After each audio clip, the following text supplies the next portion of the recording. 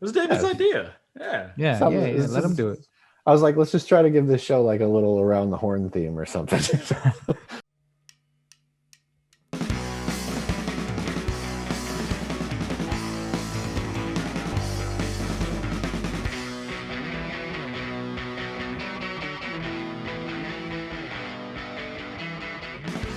Oh, welcome back to Tampa Bay Cop Talk.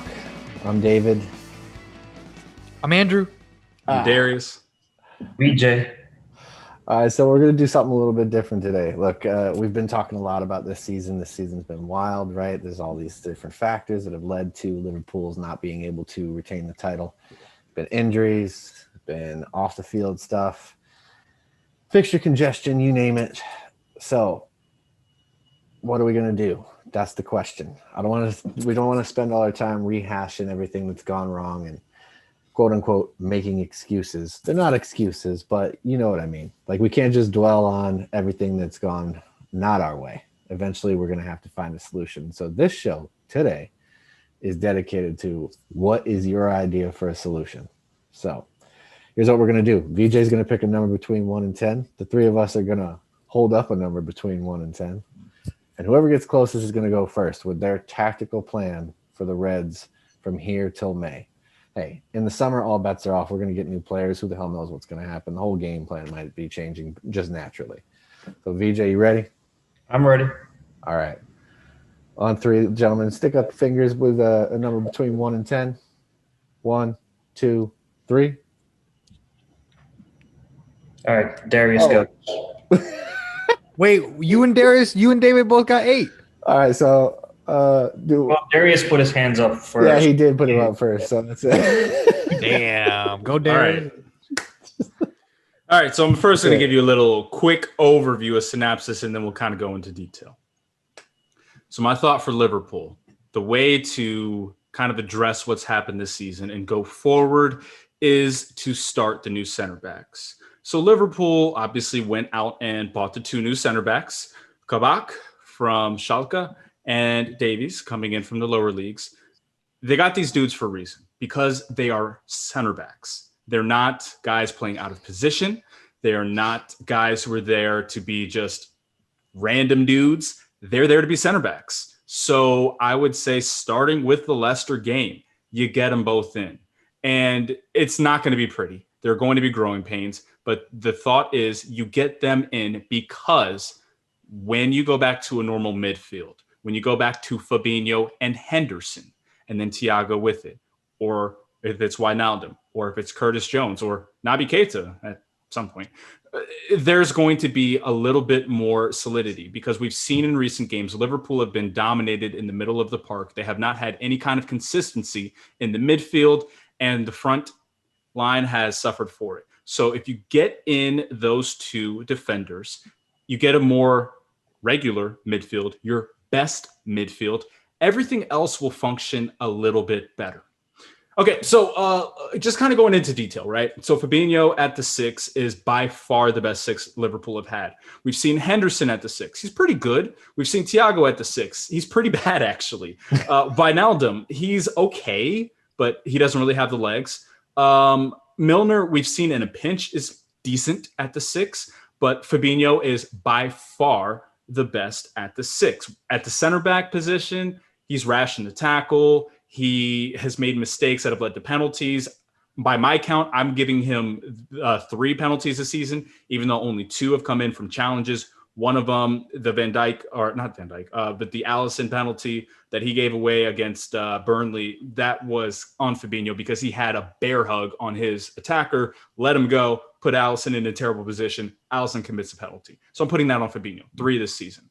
Shit. He's been good, but he's not the kind of guy you want to have. It's like Dejan Lovren with less experience. I just don't. It's like he's playing DM. Right, everyone's going to get the chance. Sorry. But yeah, I'm going to finish, and then you're going to have your chance to. Yeah, you're going to be able to push back on everything I say. Respond. Yeah. You should.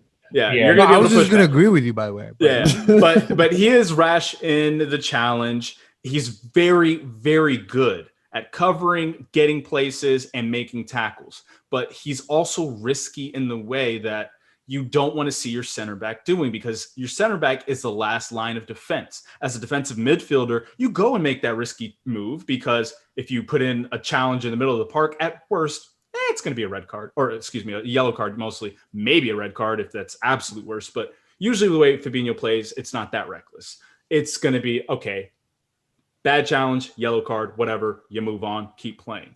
But now as a center back, when he does the same kind of thing, it's going to be a free kick on the edge of the box, like you saw with Bruno Fernandes bearing against Liverpool in the FA Cup, like you've seen with the penalties. I don't want to see that anymore at center back. I want to see someone who knows how to play center back. Davies, 25 years old, by the way, just about the same age as Fabinho. So even though he's not played as high of a level, he is a more experienced center back than Fabinho. And then with Kabak, we've seen the kind of talent that he could possibly have at just 20 years old. He's expected to be more of the future. So I want to see those guys in now. I want to see Fabinho back in the 6. And then we could spend all day talking about the importance of Jordan Henderson. Jordan Henderson, as a right-sided midfielder, he's cover for Trent. He's the box-to-box midfielder. And he is that creative talent that we've seen with the long balls, with the diagonals, that he's done a very good Van Dijk impression at center back. But I want to see that higher up the pitch, because with him in there, you're going to have those diagonals instead of going to a fullback, getting toward the edge of the area. That's going to be to Salah. That's going to be to Sadio. That's going to be to Firmino. So I want to see a little bit more of that. And then finally, Thiago gets to play higher up the pitch if you have those two in their right positions. Hey, moderator, has this been over a minute? Like, what's going on here? No. So I went for a minute and then I expounded on why. All right. I'm just case out. But yes, there we go. So that was like a good 3-4 minutes, but that's what I'm looking at. Like, put in the center backs, move everyone else up, and just play better at the front. Because if at the back you at least have some kind of solidity and some kind of regularity, as opposed to going through, what has it been, 50 different combinations on the back line, just get into guys, say, y'all are the center backs, everyone else, go back to playing your normal game. That's all I'm looking for. All right, Andrew, you get a minute. You get it 1 minute, go.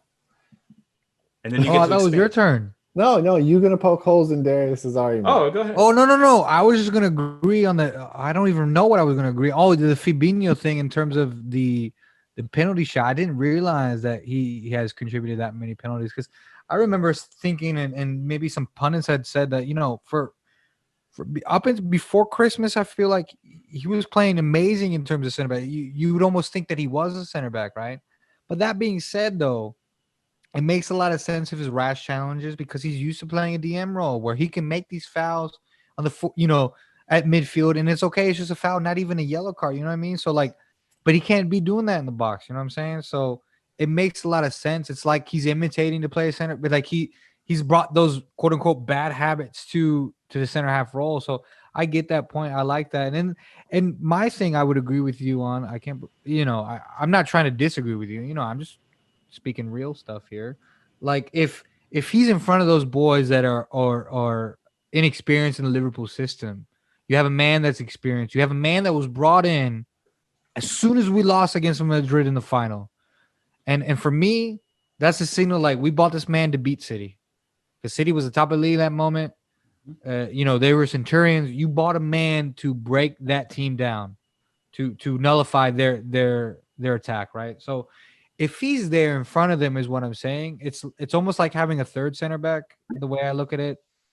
You know what I mean? Like, so I just think that I agree with you on that point. However, I'm just concerned about Davies. I'll leave it to any of the rest of the panel to expound on that point. Vijay, you got any problems with Darius's play, or what do you see as a weakness in Darius's plan? No, it sounds great. Thank you. All right, so no issues from Vijay then. Yeah. There's only one big issue. It's just, what are we going to do if it doesn't work? Ooh. So so you're saying if it doesn't work, like if we lose 4-0 against Leicester, like if it doesn't look good right away or something like that. Mm-hmm. Yeah. So here's my issue with it, with just throwing them in the deep end, right? This is a system that is going to be brand new to them. one of the problems that we're already having right now is a lack of trust. When you see the way Trent is acting with his center back partner, the way some of the midfielders are acting, trying to constantly cover them, right? There's this issue of a lack of trust. That in and of itself is something that they're going to either just have to get over, or it's going to be difficult because it's two new boys that they've never played with before, and they're asking. Can I interrupt you? Hold on. You had your chance. Yeah, are we going to do rebuttals, or is it going to be? Yeah. David, you can rebuttal. Darius can. You could zip it. But Darius can. No, but so you're going to have, I just think, a little bit of a trust issue with the two of them, and kind of this constant comparison game in everybody's head, including even some of the players, of like, well, Virgil does this or Joe does this. And I don't necessarily want them to get wrapped up in trying to be somebody else, right? Like, I want those footballers to be themselves. Now, I'm not saying that's definitely going to happen, but I just think that is maybe a little bit of an issue. My other issue with it is that we've been having some troubles. Like, we've been kind of, even when we had Virgil and Joe healthy at the beginning of the season, we had a little bit of trouble with the teams. Kind of, they've seen the 4-3-3 a little bit. We came back from Project Restart. They were healthy. We were struggling a bit. So I think, for me, I kind of want to see a little bit of something new, and this is I think it's a good opportunity to do it. But that's it. That's my point. Okay. Rebuttal time. All right. So first off, I'll go with the point of having the issues when Virgil was in there. So other than the Everton game, the only other game really all season before the City game where Liverpool gave up multiple goals was against Aston Villa. And that goes back to Jordan Henderson. Jordan Henderson did not play against Aston Villa. He also did not play against Arsenal, going back to the Community Shield. The big reason why that stands out is because when you don't have Jordan Henderson in there, you don't have that solidity behind Trent Alexander-Arnold on the right side of the midfield, because you have an auxiliary right back. That's the position that you play as a right-sided midfielder. So Trent plays as a winger. So the right-sided midfielder then becomes your fullback. So if he's not the person that Trent trusts, then he has to stay further back. But if he can go and bomb on, then, okay, we're all good going forward, and you have the solidity at the back. So what did the other teams do? Well, Jack Grealish, the number 10, normally you see him playing more center of the park, sometimes a little bit up front. He played on the left. James Maddison for Leicester in the first game, they put him on the left. Emerick Aubameyang, normally the striker, they put him on the left. Marcus Rashford, where did he get his joy against Liverpool in that game against Manchester United? It was on the left. Every single time this happens, where if Jordan Henderson is not the right-sided midfielder, the team will put their best attacker on the left and go for that space. When Trent plays back, then okay, it looks, pretty decent, kind of like it did against Manchester City, which actually Trent, I know he'll get some stick, but he wasn't that bad. It ended up being mistakes in other parts of the game, and mistakes that we don't expect to see ever again, by the way. But for the most part, Trent has been okay as a defender this season. It's really been when he's had to go one-on-one against the other team's best player, where he's going forward and then having to track back and then having to get in front of the other team's best player. So if you put Jordan Henderson there, that really does go a long way to address that. The other part, not being able to trust the guys behind you. Remember, Trent Alexander-Arnold, all of the defenders, everyone in the team, when they're looking at Kabak, when they're looking at Davies, they're not comparing them to Joel Matip and Virgil van Dijk, or Virgil van Dijk and Joe Gomez. They're comparing them to Nat Phillips. They're comparing them to Reece Williams. They're comparing them to Fabinho. They're comparing them to Jordan Henderson. So I understand that there is cause for concern having these new guys come in, but you know who else is new guys? Who else is new blood? Jordan, Fabinho, Reece Williams, Nat Phillips. None of them had senior experience at center back regularly before this season. The only guys out of those 6 that I just named who have regular minutes at center back at the senior level, okay, again, lower level, but Davies, but then Kabak over at Schalke. So to me, it doesn't make any sense not playing those guys. Like, you kind of have also, to, in my opinion. Darius, can I piggyback and help you get this point? If we're playing a point system, look, if, for example, you put in a new goalkeeper, right? Remember when Adrian came in, Adrian? Yeah. He was an unknown quantity in the sense of in this particular team. Yeah. He played well for a few games. Yeah, sure. And then once he made mistakes, that's when you erode the trust. In other words, he's so unknown. We played as normal, as if the team didn't know he could make those mistakes. You know what I mean?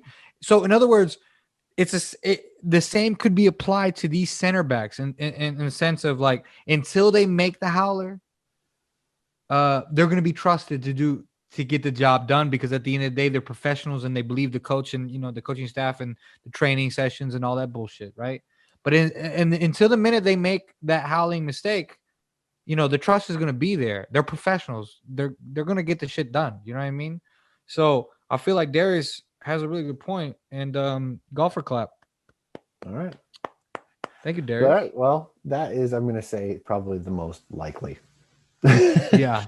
I fucking hope it is. I don't know. Well, we could maybe get into what we think is going to happen later, but yeah, that's what I want to see. It's along the lines of the most likely. I'd say that. All right, since Darius and I put up the same number, I'm going to go next and just give you my idea. So I've been saying for a while that I feel that Liverpool could use a shape change. I think that when you look at where our forwards are getting the ball, they're running into a lot of walls. A lot of our passing lanes seem to be getting blocked because people have played against us before. We also have this problem. We all know, like we've said, we've got to get Jordan Henderson and Fabinho back in the midfield. So whatever plan, if I'm thinking of a plan, that's got to be part of it. We have these other issues, right? So we have this thing with like I said, there's a little bit of a trust issue in defense. And part of that, I think, is because of the way the shape shifts when we go into attack. So when we get the ball, we're not actually playing a 4-3-3 anymore. It's almost like a 2-3-2-3 or a 2-5-3, if you will, because Trent and Robbo get so far forward that really it's just two guys at the back. And I feel like maybe I don't care what two guys of the six that we have available that could play at center back. Maybe that's a lot to put on two guys. And so I'd like to see a little bit of a shape to a three-man back line. And the reason I think this could work is that Ben Davis has played left-sided center back in a back three before. It's something that Klopp pointed out when they signed him. He's a left-footed player. He can dribble out of the back. He can pass it into the channels. He's very good with on the ball and with those long balls. You have Kabak, who has a variety of skills that we're all kind of excited about, and I think he could play that right side. Give me the starting 11, David. Hold on, I'll get to it. Spill it out. I'm getting nervous. I'm on the edge of my sheet. No interruptions, young Padawan. Yes. So I think Kabak could play that right-sided role. Now, something's going to change here, right? So either if you're going to get Fabinho and Henderson out into the midfield, that middle center back spot has to be something different, right? So I think you can go with Nat Phillips because I do think that he's earned the right. And if you're just asking him to play sweeper and really give you another tall body on set pieces, which is something that we've been kind of beat up on this year a little bit. We've given up, I think in that Tompkins Times article, it said something like 15 or 16 or I can't remember what the number of set piece goals, but it's well more than last year. And we're not scoring as many either, but because we're missing the height of Virgil van Dijk, of Joe Gomez, and it's just not quite the same.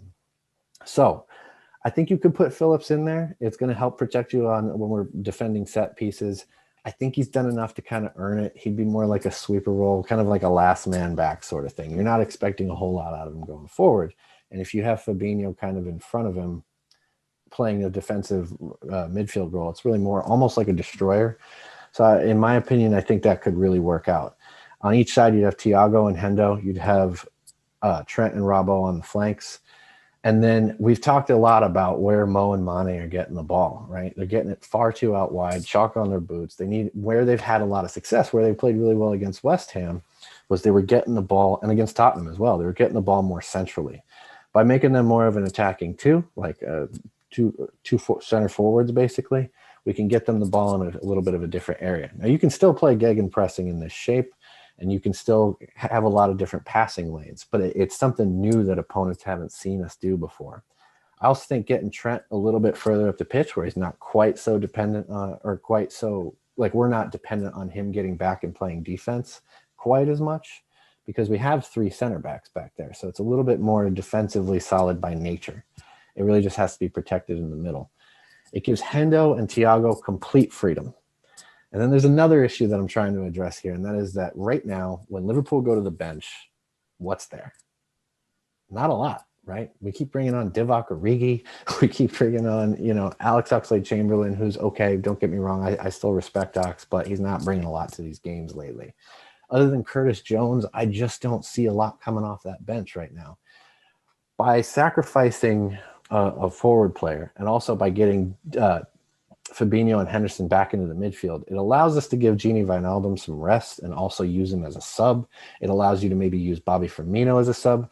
With Jota coming back, you can now do different striker combos. So we need to rotate players. So you'd have Jota and, let's say Jota and Mane, Bobby and Mo. These are different striker combos. I also think it's interesting that, Shimikas comes on against City. We haven't really seen him, but what we know of him is that he's not great defensively. He's pretty good going forward. And I think that maybe this 3-5-2 setup would actually favor him a little bit better, as well as Nico Williams if you wanted to rotate him in. So, and I think that maybe Trent, we've seen his form kind of go up and down this year. He's had COVID, he's had injuries, he seems exhausted at times. Maybe getting Nico Williams a few more minutes towards the tail end of the season will keep Trent fresh and firing on all cylinders. So I think that role would actually help Nico quite a bit. And you'd have two players in Gini Wijnaldum and James Milner who can literally plug into almost any part of this, because we've seen Gini play in a back three once before, back in the season where we first got top four. And we know that James Milner can play a right back type role. And if you had to in a pinch, Hendo could drop back into one of those, not the center back right in the middle, but one of those side roles, or Fabinho could actually drop back and play that central defender role, but you wouldn't be relying on both of them coming back. I just think that actually has a little bit of promise. Screw it, poke holes in it. If a center back gets injured, you put in Fabinho and Hendo, and then we're in the same situation. Well, that's going to be the case no matter what the it's going to be the case no matter what. We don't know Davies and Kabak. I didn't look on the damn internet, but what's Kabak's injury record, right? So Kabak's gone, then you're in a similar situation. However, but you'd be saying that anyway. Hold on. Let me preface by saying I really liked your pitch. I really liked it. I was like getting excited. I was like, oh, I would put Mane in like up top, and then blah, blah, blah. I was like tweaking it in my head, but I'm like, I really like what you're going with, because then you can, with Trent out wide, you can probably like move him a little bit more in field, and anyway, doesn't matter. But that would be my only concern, because of superstitions. Like, listen, everything's gone fucking wrong, and like, who's to say these other bitches don't get injured? You know what I'm saying? And that's my concern. That's going to be the case regardless. Yeah, I mean, because my thing is not that we have a lot of games. We don't. We have the league. And then we have the Champions League, which we may or may not get knocked out of really soon. So we don't. It's not like we have the FA Cup or anything. I'm just saying it may happen. It's a possibility. Point is, we don't have games thick and fast anymore. That's the point. What I'm trying to say, right? We're gonna have week-long training things, and that's another hole I would say is that to do a back three, and I'm not saying they're not saying it would be a drastic switch. No. It is a drastic switch, because like I'm thinking like software development, like baby steps, but it's a thing that I feel like you need more training time. And again, I'm not a coach. I don't have my badges, so I can't say if that's a thing you can do in a week or 2 weeks or 10 days or 14 days. I have no idea. I don't know how long that takes, but I'm assuming it's more than 10 days. And if that's the case, then it might be too late to do that. Or maybe that's something you put in a little later, and you got to find solutions, a little more quicker solutions for the month of February. I just don't know. I'm speculating here. But like I said, golf clap. I really like that pitch. But I would probably put Phillips on the right side and Kabak in the center. But Phillips is taller than Kabak. Yeah. Say again? And Phillips is taller than Kabak, and Kabak is quicker. Yeah. Tomato. Obviously, I'm not a coach. But anyway, point is, I don't know. In that regard, but I would say this is I like it. I'm just concerned if it's a little too late for that, or like not enough time to do that. Then obviously I'm scared about the injuries. That's the summary. Vijay, you got something to say, baby? What are you? I'm critiquing, or I'm saying my? Yeah, go ahead and critique it. Yeah, critique. No, I like it. Well, I wasn't going to change the formation per se, but I agree with David in the fact that Trent needs some rest. So probably give Nico Williams the minutes he wants at right back, or even maybe, even with the back four, I was kind of like thinking that I don't know if that's this is going to be the right route, but put Kabag at right back, put Nat Phillips and Ben White in the center and Robertson at left back, and just see how that one goes because we'll have three solid defenders. I don't think Nat Phillips is one of those defenders who loves to, go up and sort of contribute in attack. That would mean that it would free up whoever's defending that right side.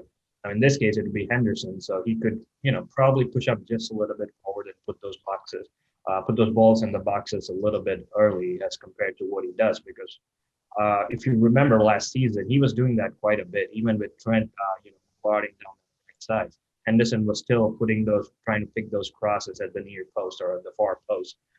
So I think that was my initial idea on how we would, go about. And I also agree with David in the fact that Genie really needs a rest. That guy's a machine. He's been doing everything, and it's bound to catch up sometimes. We also have to keep in mind that not just Genie. Right? There's Genie, there's Hendo, there's Robbo, and there's Trent. They've been playing nonstop for a long, long time, right? The same goes for Bobby and Mane as well.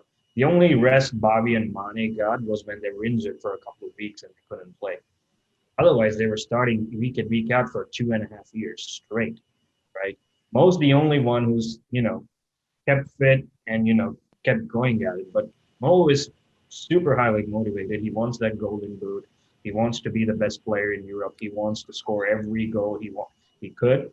So, there's I'm not saying the other two are not motivated, but Mo's like, Ronaldo and Messi level motivated. That's just not to mention, baby, he went to New York for that vacation. He all right. He good. One where he saw his mural. Yeah, that mural was dope. But it was bound to catch up with us sometime. I just hope that it wasn't gonna be this season. Or I was also hoping for the fact that, well, even if it was this season, it wouldn't matter because it's gonna catch up to the other teams as well. So it's also surprising the fact that again, it's Guardiola figured this out a little bit quicker than Klopp did. It's the only thing, right? He's changed the setup a little bit quicker than Klopp did. Well, Guardiola also bought 2 teams. Yeah, he has 2 teams. Yeah, he'll always have 2 teams. He'll always have 2 teams. And it's I also don't like one single fact. It's that remember when Brendan Rodgers was there and Suarez left and Sturridge was injured and we were all saying, well, it would be a different team if Sturridge came back into the side, the game starts scoring goals, we'd play football. And it kind of like, it's not the same because we have a better team to cope up with as compared to the Rodgers team after our title tilt. It's kind of like, keep hearing people and everybody saying, well, Jota, if he comes back, is going to make a difference and all that. Again, like David pointed out, or I think everybody pointed out that what's there on the bench, right? Because now suddenly we thought Jota was the backup we needed because we assumed that our front three, even if one of them goes out of tone, we would just sub Jota back in, right? And play for that one of those 3. But right now, look at it either way, even if Jota comes back, we would be still in a position where we still only can call one player off the bench to change the game for us. Maybe under David's position, you would have 2, assumingly, like if you had Jota and Mane, or if you had Jota and Salah, then you would have Sadio Mane and Bobby Firmino both coming off the bench. I feel like that's pretty damn good. Yeah, and not to mention like somebody like Genie, if you needed to make a mid. Right, here's the thing. Yeah, that situation happens where only. Look, 3 of those 4 players is going to be happy. One of them is not going to be happy. And if that player who's not playing as often as the other 3 is Bobby Firmino, I think it'll be okay because not a lot of teams in the world play the kind of system we do, and not a lot of teams can utilize Bobby the way we do, right? There won't be many teams who can use him as much. And I don't see Bobby as the person who, go about and say, I want to leave, I'm not doing enough, right? And probably, but if it's one of Mane or Salah, then the only problem I see if we play that system regularly and all 4 of them stay fit and all 4 of them are firing, one of them will be like, okay, maybe I should start looking somewhere else because I'm not getting enough game time as I would want. Yeah, but if it's Jota, he just got here, and if it's Firmino, then it's like next. Yeah, it'll be fine. Jota will be probably a little bit more patient. We've All right, abandoned the 1 minute rebuttal. But yeah, I do want to kind of poke holes, No, or go not for really it, poke Darius. holes, but No, go ask for it. for clarity. All right, go for So because Ask it away, Darius. I've seen this kind of set up a lot in Germany. I know that you see three at the back quite a bit with Red Bull, with Leipzig. Actually, you did see it with Schalke, but the team that it makes me think of right away is Bayern and the way that they play. And the way that they do this, they do have the three in the midfield. They do have the wingers, the wing backs, really.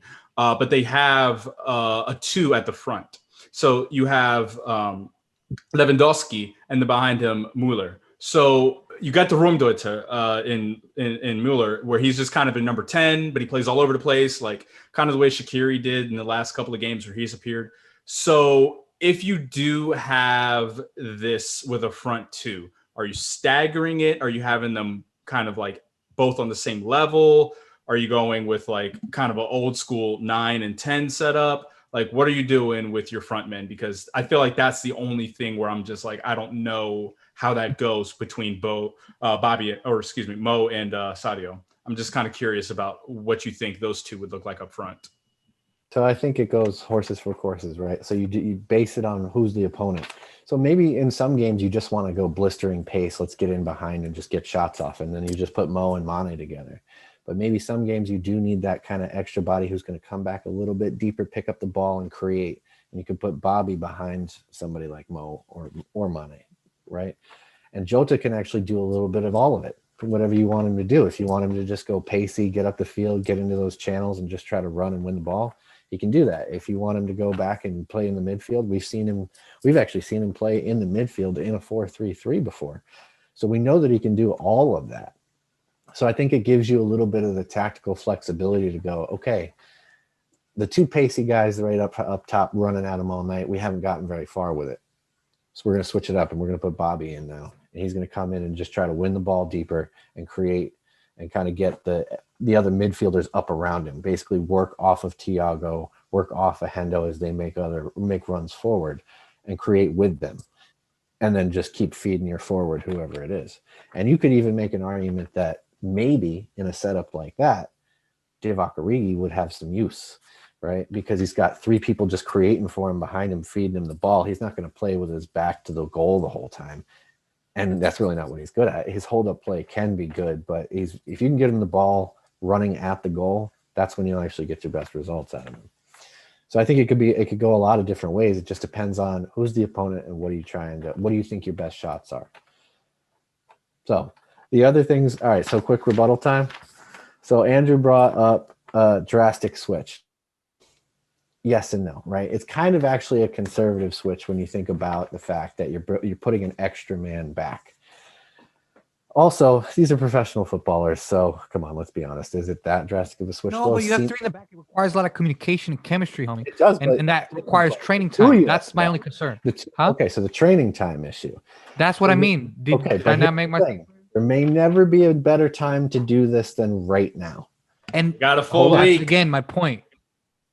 If Not it's just 7 that. days, Not just it's that. like a 2-month thing. No. So you've got 6 days now, right? Then you're going to have 3 games. Then you have 8 days between Everton and Sheffield United.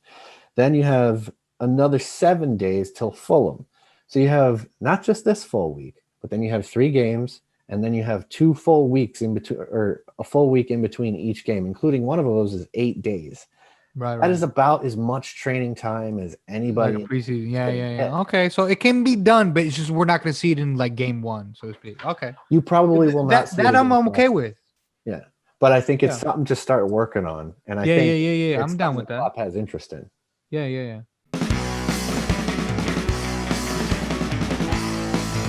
Robbo brought it up after the game today. Liverpool currently not in a title fight, not in the title race. Now they are currently 7 points back of City. City with the game in hand. 2 teams play on Sunday at Anfield. Title race, possibly. I mean, there's some math in there that we could, do some things, but on the title race, I think Andy's not, my cousin from another mother or whatever is not wrong on that one. But that being said, I think in our preseason podcast, we asked ourselves, where would we finish or what would be success? And, not all of us said a title win. So we just got to keep that in mind.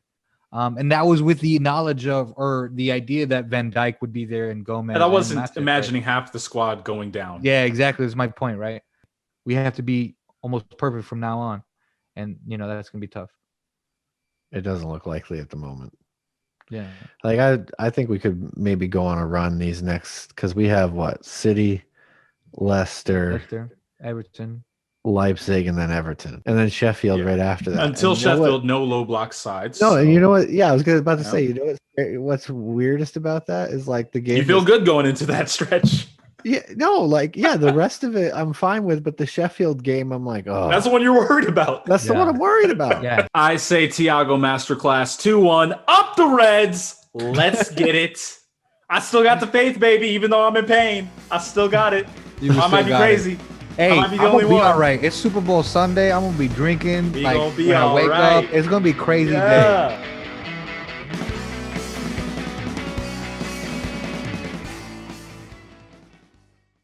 All right, so Andrew, you're up. What's your plan? What's up, baby? Okay, so mine's a bit boring. And, first, let me preface before I get to the tactical discussion, let me talk about the stuff that, we are talking about. I say we as a society are talking about a little bit more in most recent years, given the news of, as a recording today, that we found out as a Liverpool fan base. Look, Klopp's mother passed away.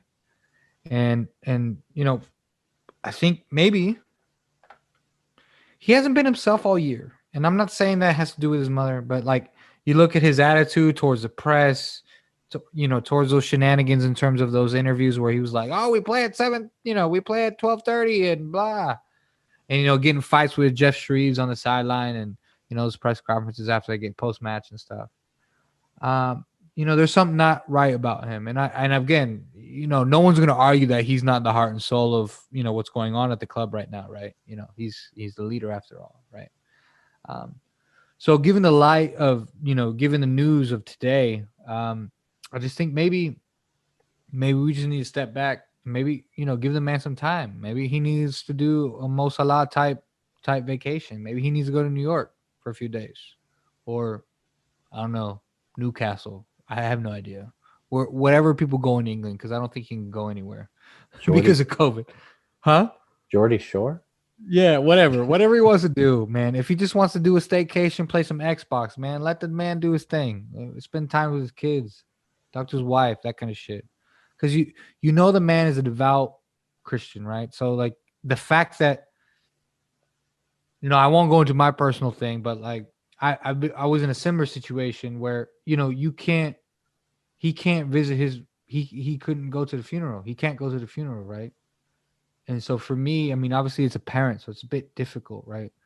So, basically what I'm trying to say is like, let's not ignore the human equation in all of this. This is sports. This is emotional. The man is emotional. You've seen on the pitch, he's not a robot, right? He's not a Rafa Benitez type, right? So I'm just assuming that this affects him. And again, I can only speculate.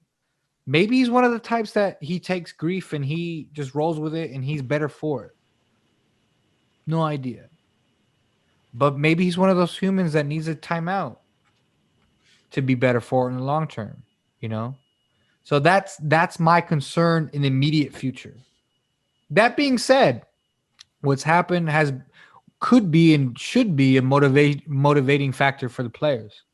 Because if I'm a player that's been working for Klopp and running through brick walls for this man, and then I hear that his mom died, I'm running through 5 brick walls. You know what I'm saying? So hopefully that helps, and from a player perspective. But maybe the man needs a break. Give Pep Linders the reins for a game or two. I don't know.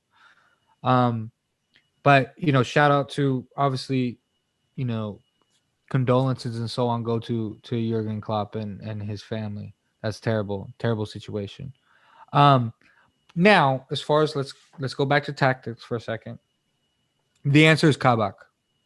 The answer is and will be Kabak. That's it. It's as simple as that. Now, the question long term is, I think short term you put Phillips in. The reason is because he's played himself into form. He's had a decent run of games. He hasn't really done anything too wrong, and I think Davis maybe. I'm assuming because based on two things. Based on we were linked to Kabak in the summer, so I'm assuming Klopp, the motherfucker was on the list, so he's playing. And Davies was more of like, oh, we found this gym, let's get this thing done because blah blah blah. Not to say that he can't play, David. I'm not saying, and he's left-footed, and I love all that. But I'm just saying, in the short term, I'm talking about like the next 3 games. Maybe he doesn't come in. Maybe he's just a body. Maybe you pair Fabinho and Kabak. I'm thinking realistically here, or what I think might happen, not what I want. Because what I would love is to have probably Phillips and Kabak play together, and then eventually you weed out Phillips to have a Davis's, and if you know, obviously to training, as Klopp always says, oh, training. If he does well in training, he plays. You know, again, I'm not there for training. I don't know. But then I think I agree with everyone that's spoken, and Fabinho and Hendo, specifically Hendo, has to be in the midfield. Because whether he's a 6 or an 8, you know, we played well when he was a 6 before Fabinho. We played well enough, right? Not title-winning form, but we played enough for top 4. And let's be realistic as Liverpool fans, that's what we're playing for right now. You know what I mean? We're playing for top 4. We're not playing for the title anymore. But to have both of them together, obviously, is ideal. And if you can't have that, I'll take the next best thing and put Hendo in midfield. So that's what I would go with. As far as the drastic change, I love it. I'm just concerned about the training situation, and I think maybe that could happen in the beginning of March. I don't know. But for right now, maybe you take Hendo, or you put Hendo in, maybe put Nico in. 16 minutes, you put in Trent, you know, these things. At the end of the day, we just need to get a win. We need to get one win, and then go into a solid week, another solid week of training. And that's what we need to do. And then I'm not going to be arrogant enough to think, not that you guys are arrogant, but like to think that I know things that Liverpool staff don't know. And I'm just going to say I trust in the system. You know, like if it was on a coin, it would say trust in Klopp. You know, I would have a lot of those coins in my piggy bank. You know what I'm saying? So I think they're going to figure it out. But for me, the simple solution is, and I always think simply because what I do for a living, it's Kabak. That's it. He's motherfuckers got to play. If you don't play, we're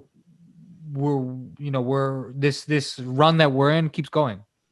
If he plays, not that he's a Van Dijk solution. That's what I'm saying. I'm just saying that it frees up a lot of the problems that we're having. That's all. Darius.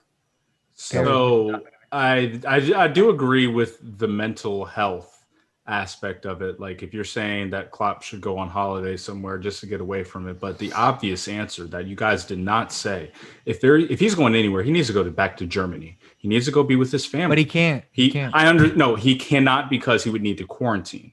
He would have to miss multiple games. So in this scenario, if you're saying go somewhere on holiday, I'm assuming he's not going to be going for 1 or 2 days and then just come right back in and be at the next game for Liverpool. He would be going for multiple weeks. So if you're going to do that, go to Germany, go home, like, go be with your family.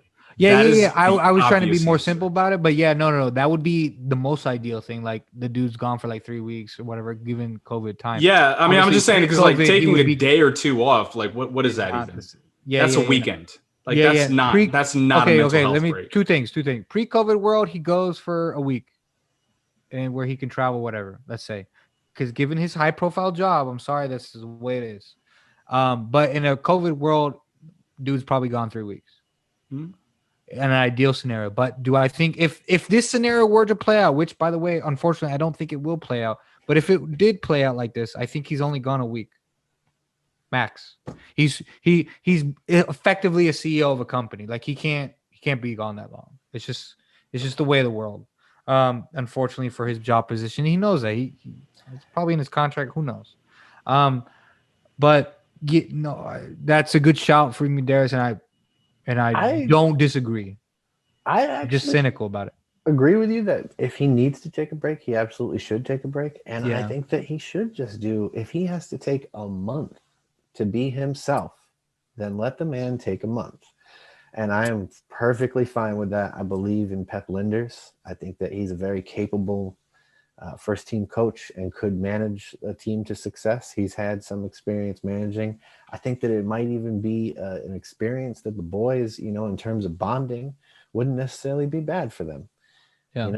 They may come together around the more adversity, but listen, players in, and it might actually be okay. Now, from a tactical point of view, I will say I don't know if just Kabak is enough. I feel like because then you're picking it's either Henderson or Fabinho back into the midfield. He's got to have a match, or he's going to play alongside. Well, I said that earlier. Both of them are right. The simple. Wait. But let me go back a second for the coaching and Young. thing.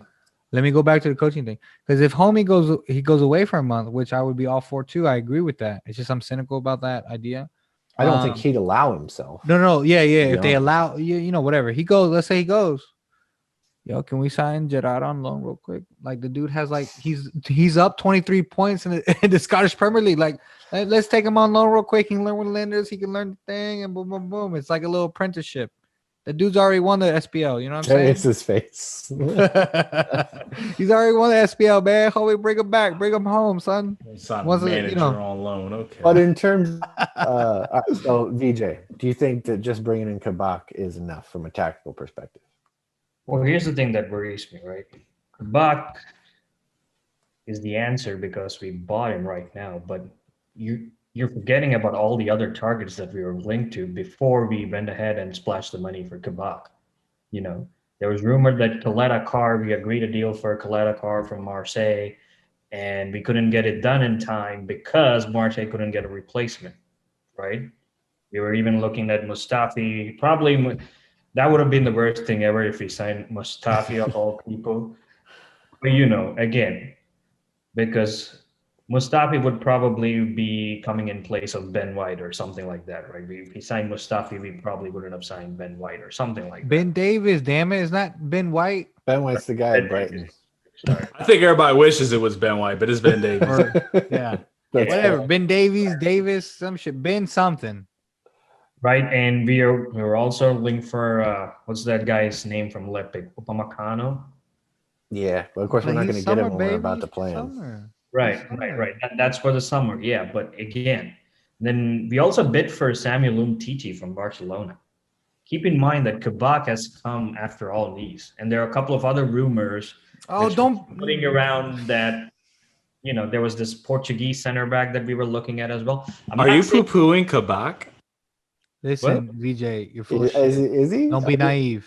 Don't be naive. It sounds like you're poo-pooing Kabak, that he's like he's like your fifth, eighth choice. Like overhyped? I don't think he was the fifth or eighth choice. But then again, I don't think that he was the only one that we were looking for. Of course not, motherfucker. That's not how business works, homie. But is what you're saying though is that you don't want to center plans on him? Okay. So you think because he's not number one, we shouldn't put all our eggs in one basket? That I can go with. I can agree on that statement. But the idea of we have transfer targets and we don't have 5 for each fucking thing we're trying to buy is ridiculous. Bitch, we have 5 motherfucking targets. Let the man talk. Let me jump in this. Yeah. Don't be naive. What I'm saying, we had 5. We were marking multiple transfer target at once. Let's say we agree with all 5 defenders that we wanted. We agreed deals with everyone. Do you think Kabak was one of those who was going to walk through the door? Actually, maybe, because he's the only one of those who's 20 years old. And you got to remember, Joel Gomez, Joel Matip, Virgil van Dijk, if they're all back at 100%, then whoever you bought in is probably going to have to be 3rd or 4th. So why not have the 20-year-old at the point? That's the only thing I'm saying that is I kind of disagree. Here's the thing. Hold up. Time out. Let me also time out you for a second. Joel Matip, do you remember where we got him from? Alka. Yeah, I'm just saying, not the same regime or whatever bullshit, but I'm just saying it's the same league. Boom, boom, boom. He's got the skills to pay the bizzles. You're the dude that's because they got him from a Red Bull team, he's gonna be good. I'm just saying that he's got the skills, man. And also another thing, he's like another scouser in the team if the interviews are true. If the interviews are true, he's a Liverpool fan since childhood. So Dude, he's it's coming like in. He's gonna be the next All scout for all the Liverpool team, fans baby. childhood Again, wants to Andrew. sign. Robbie Keane was a Liverpool friend. He was crap first. Just saying. That's a fact. What happened? What did he say? Robbie Keane was a Liverpool fan since boyhood, and he was shite. in a Okay, Liverpool but kit. at least mentally he wasn't. I don't know. What? Okay. It could be. It could Connor be. Cody was a scouser. Like, It could be the counter, thing to the Robbie King situation. My point But- being is that maybe he's probably, he's very confident in his ability. You saw his nonsense on Twitter, he's a Virgil van Dijk fanboy. Like, we know and that. that's fine, baby. He gonna learn from the best. I love it. I love it. Well, not soon because Virgil's in the pool. He's finna on be the back. exercise bike, man. Right You've next to seen the Mountain. videos, homie. Finna be back. He gonna be back. It gonna He's be not fine. coming back. He's coming back maybe October. Maybe October, yeah. Yeah, no, for Ooh, sure. I feel like He's that's a gonna little come back late, and be but like, hey. he's not coming back this year. No, No, I mean, no, but I no. think that injury, man. I think that these things take time, and you really got to 9 to 12 months for an ACL is what it is Yeah. in like other sports. It was so it's October. probably Van gonna Dyke be is about Superman. Yeah. Shut your whore mouths. You don't know no good. That. You don't know no good. Dude, You if don't Van know Dyke no were to come good. back this You were season, talking- you understand y'all that'd be are put- 6 months or less. No, shh. You putting disrespect on Van Dyke's name. Shut the fuck up. Go make yourself a sandwich. Superman Go eat don't some come cereal. back that quick No from an soup ACL. for you. No soup for you. You We don't would get all shit. want listen. We would all want Van Dijk to be back fit and firing on all cylinders than him coming back and early and injuring himself again. Just saying. Exactly. Don't 'Cause want if someone he comes like back him and is himself, we can. With this conversation, isn't we don't even need to worry about it next season. We know how we're going to play. All right. So Andrew's argument was give Klopp his rest and bring in Kabak. All right. So That's it. VJ, And what you just got? for a fact, we bought Ricky Lambert and Dejan Lovren from South. Listen, Listen. it's okay. I'm just saying. X Factor could be the mentality in Kabak in terms of him being a fanboy and all that stuff. Not to mention, you saw his nonsense confidence on Twitter. So that can only help in terms of the mentality monsters that we need. Maybe he's we used to have a lot of captains on our team, Lalanas, the Sakos of the world, and blah, blah, blah. And maybe he's one of those other people that brings something to the dressing room that Van Dijk's left to void. I'm not saying he steps in the same shoes, but if he can be 30% of what Van Dijk was in the dressing room versus the other players, 30% is better than 0. You understand what I'm trying to say? Man, I think All I'm Kabak saying. is going to be like the Curtis Jones of the center backs. Like, he Exactly. got swag, he's talented, but is so young. Like, But we we can't don't be know. putting everything Curtis on Jones him. is Yeah. like That's the thing. He can't That's the even thing. vote. Get the hell out of here. But Or no, he Kabak can't is vote. barely older than him is what I'm saying, though. So it's But like, my point, we it's do have fine. to remember that. We do got to Fine. remember that. It's fine. I have faith in him. He Me made the too. kebabs. My He- plan he- is on Kabak being in there and being good. And you know but- what, guys? You're forgetting one other thing. His initials are OK. We gonna be okay, baby. All right. On to VJ. I'm dad jokes. I'm here all week, kids. I'm here all week. VJ, let's hear your plan.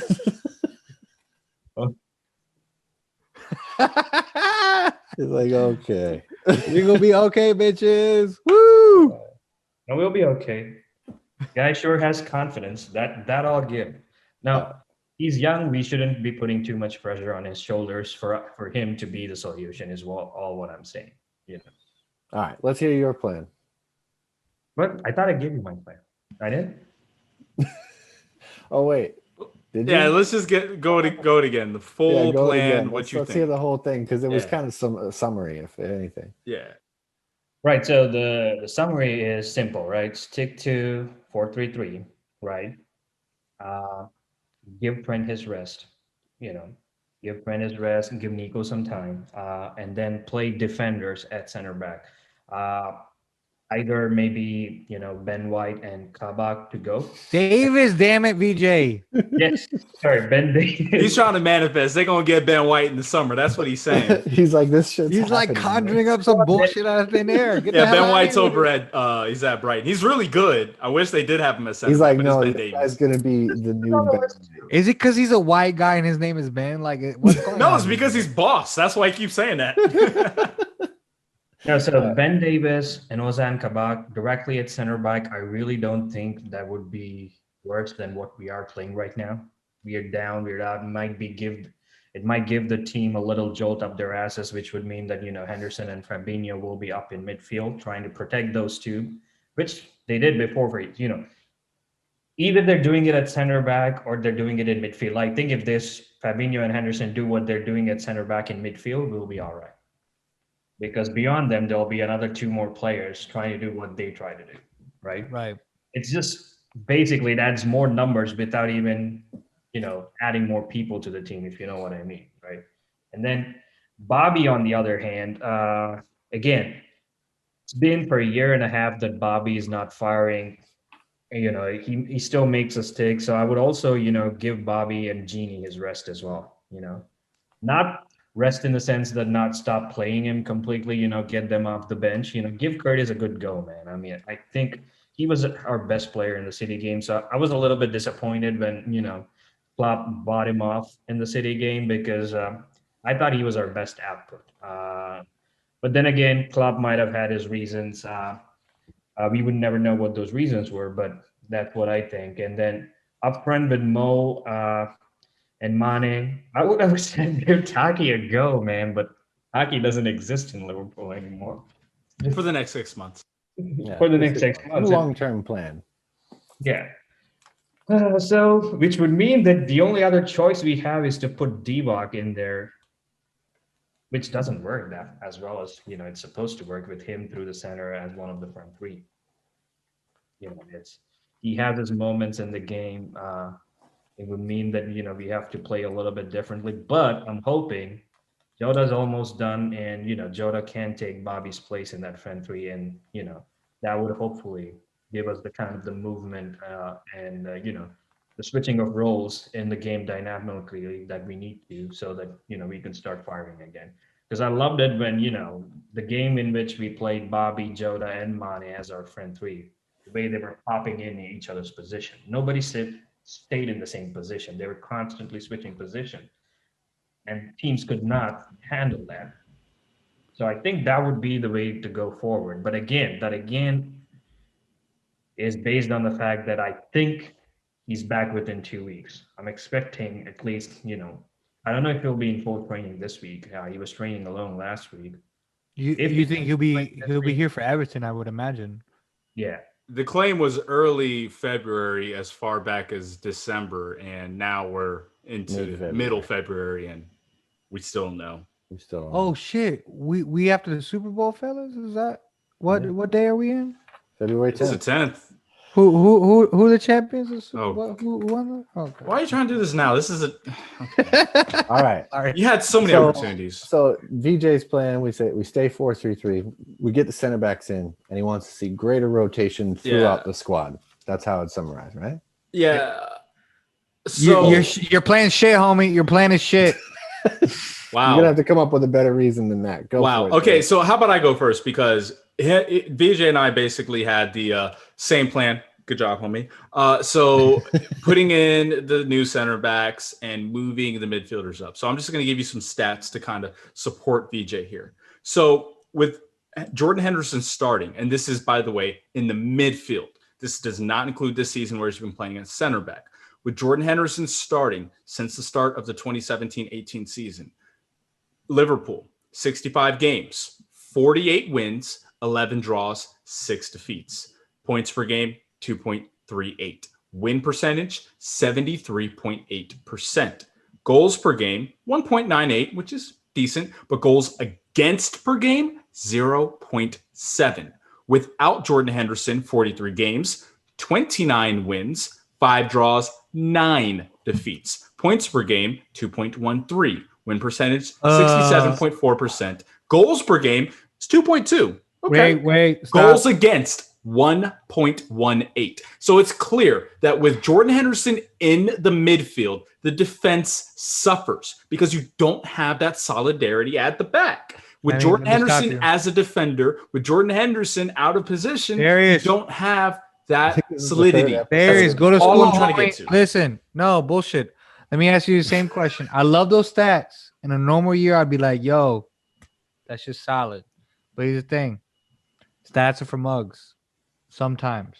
because stats are like, it's not really math. It's like English. You make an argument or whatever. So how many out of those games that we won and lost or whatever was Van Dijk not there?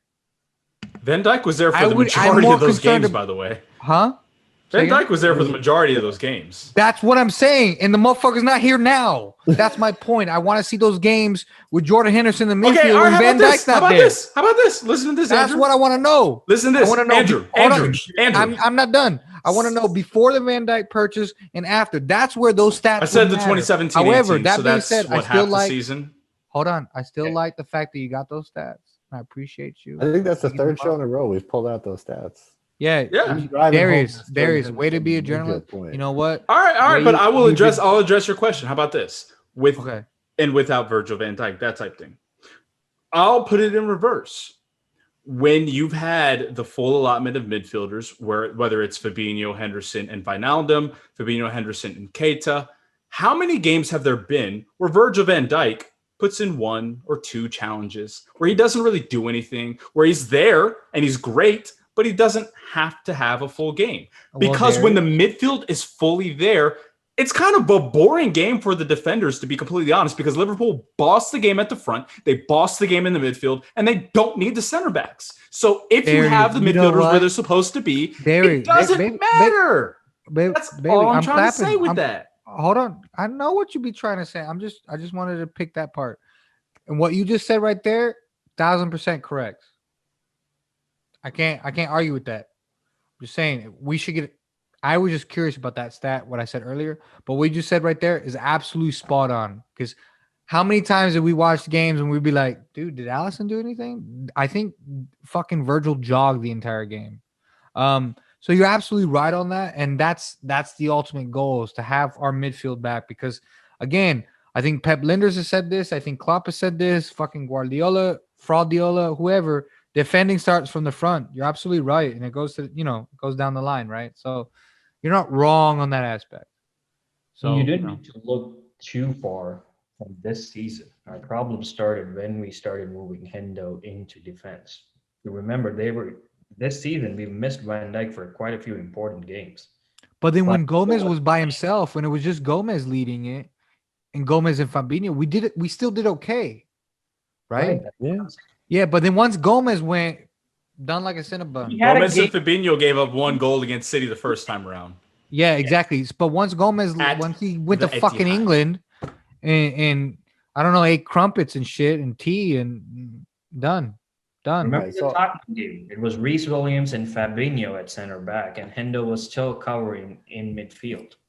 We have examples this season itself where, the reason whenever Hendo's in midfield, we still did okay. We never conceded. Even the games we lost, we conceded only 1 goal most of the time. And those games had in midfield. Yes, we were missing Fabinho. He's the best defensive midfielder in the world.